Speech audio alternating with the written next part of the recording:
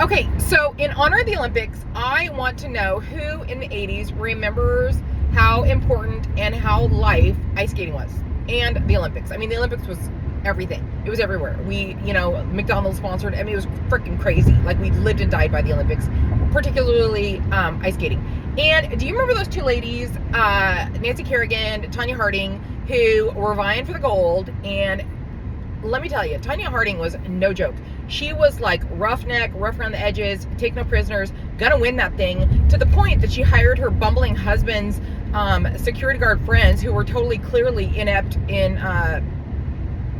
taking out somebody.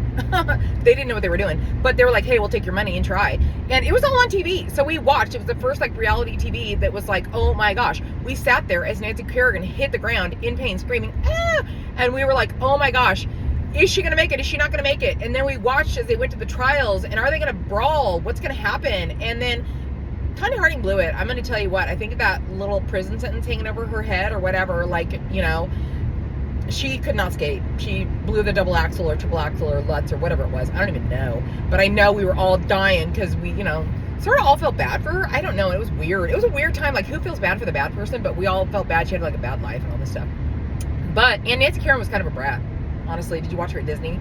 After that, she was, ugh. Anyways, but long story short, who remembers that?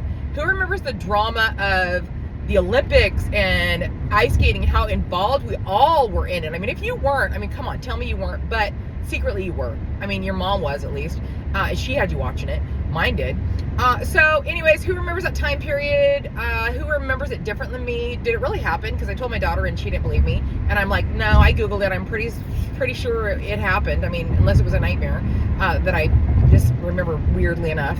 So tell me your stories about it. I want to hear.